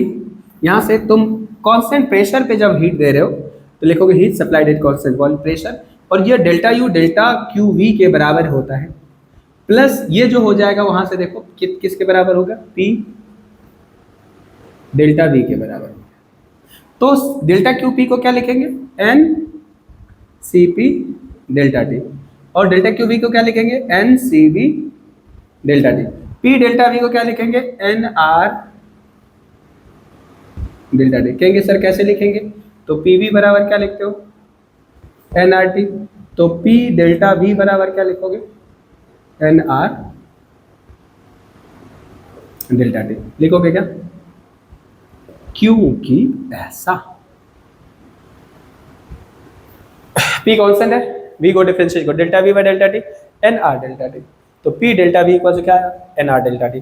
तो N C P delta T बराबर N C V plus R delta T। N से एन कैंसिल, डेल्टा T से डेल्टा T कैंसिल, तो सी पी बराबर C V plus R, C P बराबर CV plus R.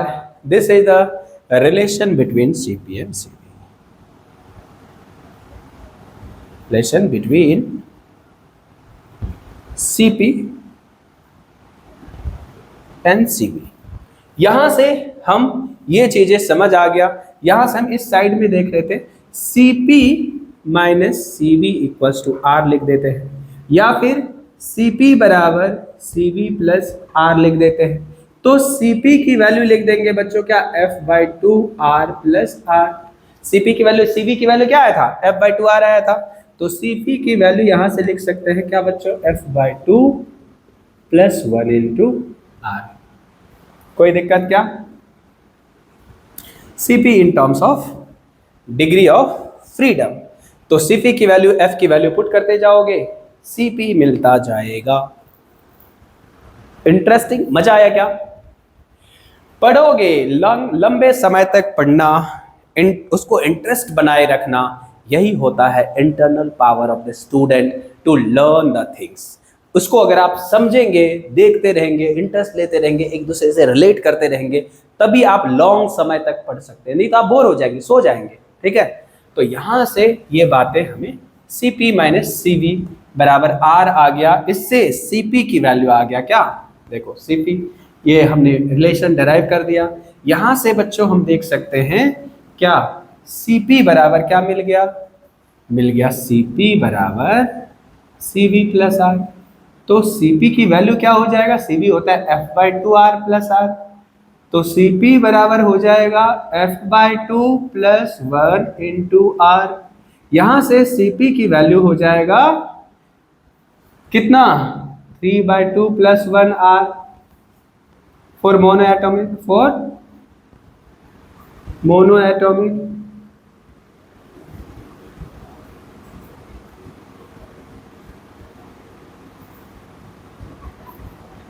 Monoatomic के लिए ये हो जाएगा।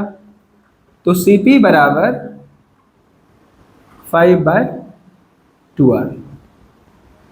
Next one is Cp equals to monoatomic, F की वैल्यू क्या, 3। Cp बराबर 5/2 प्लस 1R फॉर डायएटॉमिक।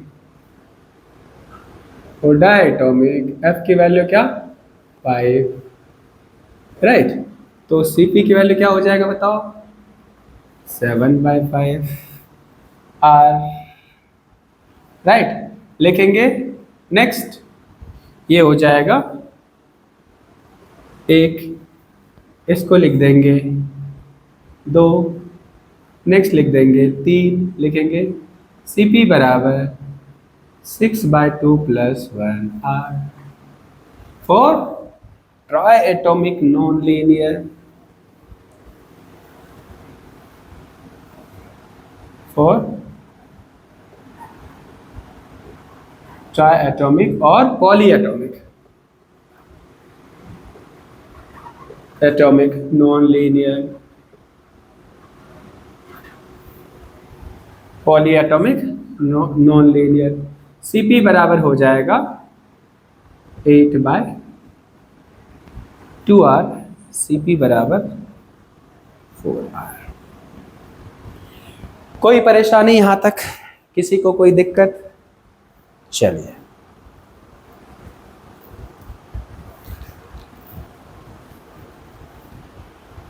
लिख दीजिए सभी फटाफट। ये मोनोएटॉमिक, डायएटॉमिक, ट्राइएटॉमिक के लिए Cp Cv की वैल्यू आ गया। Cp Cv की जब वैल्यू आ गया तो क्या किया जाए,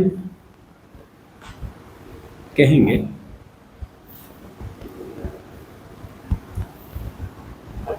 गैस रेशियो या specific heat ratio.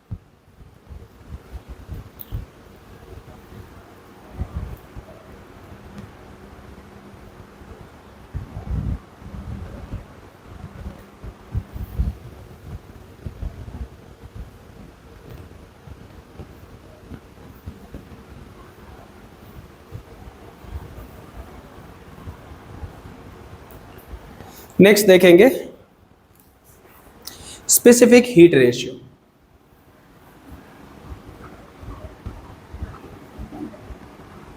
Specific heat ratio, इसको लिखते हैं बच्चों गामा। द रेशियो ऑफ, लिखेंगे the ratio of molar specific heat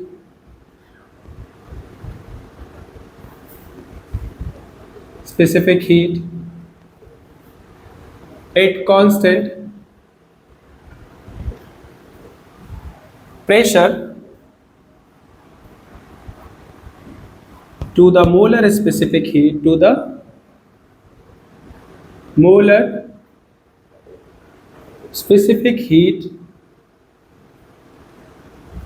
at constant volume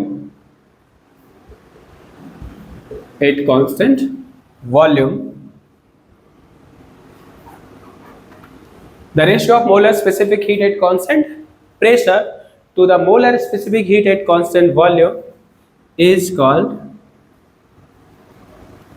specific heat ratio।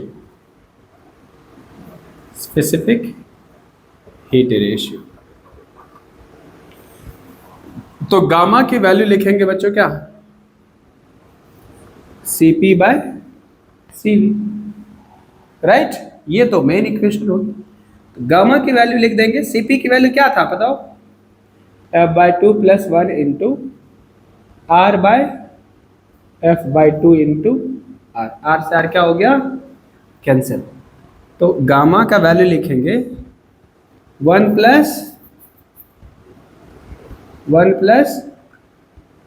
2/F, 1 + 2/F for mono atomic.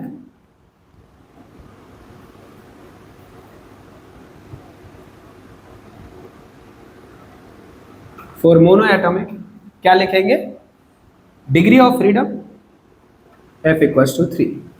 तो गामा की वैल्यू क्या लिख देंगे, 5/, दैट इज 1 पॉइंट, गामा की वैल्यू लिख देंगे 1 + 2/F = क्या, 5/3, दैट इज 1.67। लिखेंगे फॉर डायटोमिक, लिखेंगे F = 5। तो गामा की वैल्यू लिख देंगे 1 + 2/F, that is equals to 7/5 = 1.4। Next लिखेंगे for triatomic non linear, degree of freedom 6, gamma की वैल्यू 1/2/F, बोले तो 8/6। यहां से पता चला गामा की वैल्यू 4/3 = 1.33। सबसे ज्यादा गामा का वैल्यू मोनो एटॉमिक के लिए, उससे कम डायटोमिक के लिए, सबसे कम ट्राइएटॉमिक के लिए। यहां तक बातें समझ आ गई सभी को। यहां से Cp और Cv की वैल्यू और थोड़े टर्म्स में लिख सकते हो आप, क्योंकि देखो गामा का वैल्यू क्या आया, लिखेंगे 1 + 2/F, तो 2/F की वैल्यू क्या आया, कहेंगे गामा -1। तो F/2 की वैल्यू क्या आया, लिखेंगे 1/गामा -1। ये बातें अगर हमें समझ आ गया तो डिग्री ऑफ फ्रीडम की वैल्यू यहां से क्या लिख सकते हैं, 2/गामा -1। ऐसा डिग्री ऑफ फ्रीडम लिख सकते हो आप। अगर डिग्री ऑफ फ्रीडम ऐसा लिखा तो Cv की वैल्यू क्या लिखोगे, F/2R। तो F/2 की वैल्यू 1/गामा -1 ना, तो Cv की वैल्यू R/गामा -1 लिख सकते हैं। फिर Cp की वैल्यू क्या लिखोगे, लिखोगे F/2 + 1 × R। तो Cp की वैल्यू लिखोगे, F/2 की वैल्यू क्या लिखोगे, देखो यहां से 1/गामा -1 + 1 × R। तो Cp will becomes 1 + gamma -, gamma gamma 1 into R, ये लिखोगे।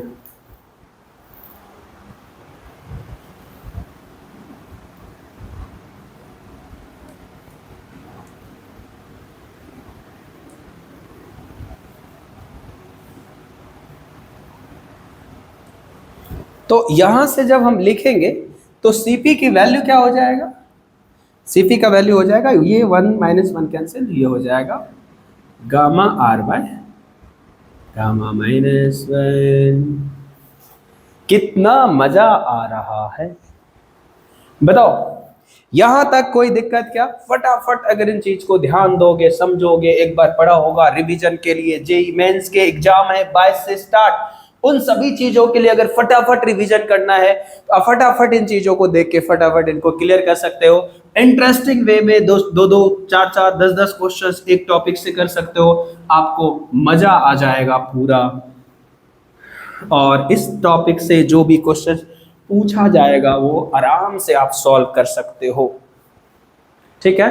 चलिए यहां से अगर हम देखें हमने क्या क्या पढ़ा, तो बच्चों हमने पढ़ा CV इक्वल्स टू F/2R, इसी CV की वैल्यू हमने पढ़ा R by gamma minus 1, CP की वैल्यू पढ़ा, क्या पढ़ा, CV प्लस R, इसी का वैल्यू आया बच्चों F/2 प्लस 1 इंटू R, इसी का वैल्यू आया gamma R by gamma minus 1, ठीक। फिर गामा का वैल्यू लिखा Cp by Cv, Cp by Cv लिखा किस चीज की वैल्यू, गामा का वैल्यू, और इसको जब सॉल्व किया तो ये क्या आया 1 प्लस 2 बाय एफ। ये बच्चों इतना समझने के बाद इन सभी चीज को अगर आप याद रखते हो तो it will be more beneficial, याद होना चाहिए। कहेंगे सर हम साइंस के स्टूडेंट हैं, हम याद नहीं करते, हमें याद रखना पसंद नहीं। देखिए हम अगर किसी चीज के अध्ययन करते हैं, स्टडी करते हैं, तो अपने दिमाग में कुछ स्टोर हो जाता है, उसी को याद करते हैं। याद मतलब रट्टा नहीं, समझना, समझ के दिमाग में होना, कुछ होना, सीख रहे हो तो कुछ दिमाग में होता है। तो ये चीजें हमें Cp minus Cv equals to R मिल गया। कोई दिक्कत यहां तक? चलिए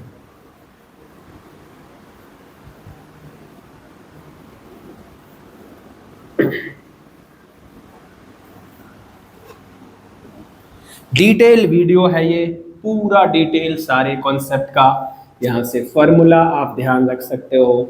हम यहाँ पे बच्चों लिख सकते हैं मिक्सचर के लिए, ठीक है ना, लिखेंगे CV फॉर मिक्सचर, लिखेंगे Cp CV and gamma for mixture of gas, right. तो यहां से हम लिख सकते हैं CV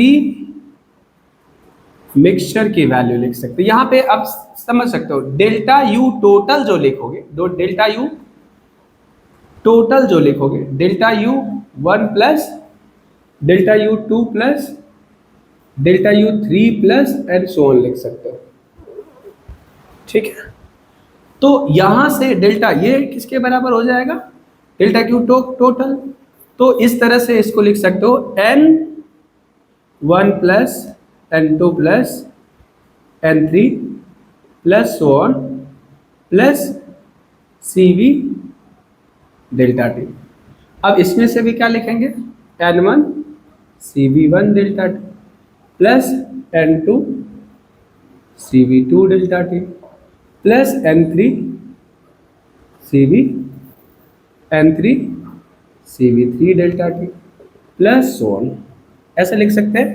तो इन चीजों में देखो यहां से लिख सकते हो CV बराबर लिखोगे CV डेल्टा T बराबर N1 CV1 plus N2 CV2 plus N3 CV3 plus dot dot dot plus delta T divided by N1 plus N2 plus N3 plus so on. Delta T हो गया cancel, तो CV की value लिखेंगे N1 CV1 plus N2 CV2 plus N3 CV3 plus so on, divided by N1 plus N2 plus N3 and सो। चलिए यहां से आ गया क्या आया, CV किसका लिखेंगे, इसको CV किसका लिखेंगे, CV मिक्सचर। तो यहां पे लिख देंगे CV mixture. What is this one, लिखेंगे CV मिक्सचर। इसी तरह से सिमिलर वे में CP मिक्सचर लिख सकते हैं यहां पे, ठीक है, CP मिक्सचर। तो ये नोट डाउन कर दीजिए फटाफट एक बार, मिटा करके हम सिर्फ अब डेरिवेशंस हो ही गया, इसको हम डायरेक्ट फटाफट क्या कर देंगे, सारे डायरेक्ट फार्मूले लिख देंगे। डन डना डन done.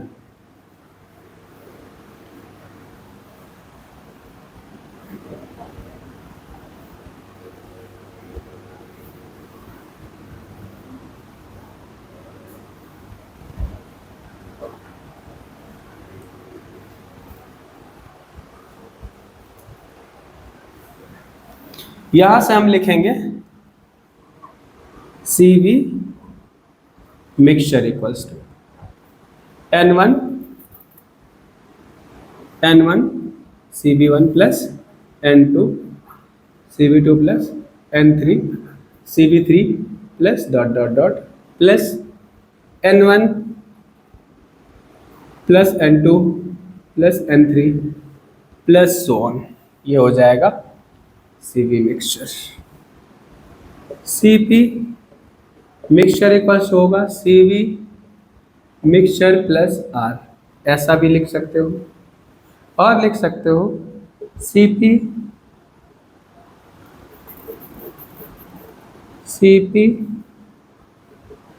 Mixture equals to N1 CP1 plus N2 CP2 plus N3 CP3 plus so on, divided by N1 plus N2 plus N3 and so on. Next लिख सकते हैं बच्चों क्या, गामा मिक्सचर। यहां से लिखेंगे गामा मिक्सचर बराबर लिख देंगे N1 नहीं CP mixture by CV mixture. तो गामा मिक्सचर की वैल्यू, दूसरे टर्म्स में इसको और एक रिलेशन होता है N1 plus N2 plus N3 and so on, divided by gamma mixture -1। इसको लिख देंगे N1 by gamma 1 -1 plus N2 by gamma 2 -1 plus N3 by gamma 3 -1 and so on. इस तरह से भी एक इक्वेशन बनता है। तो बच्चों ये वीडियो लेक्चर जो है बहुत ज़्यादा होने वाला है, बहुत बड़ा हो गया है, तो यहाँ तक हम इसको CV मिक्सचर तक देखेंगे। इसका VRMS प्रेशर और एवरेज वेलोसिटी, ये सारी चीज़ें, रूट मीन स्क्वायर वेलोसिटी और मोस्ट प्रोबेबल वेलोसिटी हम नेक्स्ट वीडियो बनाएंगे अभी जस्ट, लेकिन वो थोड़ा सा ये बहुत ज़्यादा बड़ा हो जाएगा, इसलिए हम इसको कट कर रहे हैं। यहाँ तक आप अच्छे से देखो, इसका एप्लीकेशन आगे भी होने वाला है, थर्मोडायनेमिक्स में भी होने वाला है। सो नेक्स्ट वीडियो जस्ट मैं साथ में ही अपलोड करने वाला हूँ। थोड़ी देर बाद हम दूसरी वीडियो स्टार्ट करेंगे जो KTG को कंप्लीट करने के लिए वीडियो होगा। All the best. दोनों वीडियो को कंप्लीट अगर देखेंगे तो KTG आपका मास्टर ब्लास्टर हो जाएगा for NEET, mains and advance के लिए, एंड बोर्ड के लिए भी, सभी के लिए आप अच्छे से सेम वीडियो में सीख पाएंगे सभी कुछ, और हर तरह का डाउट आपका क्लियर हो जाएगा। All the best everyone, thank you.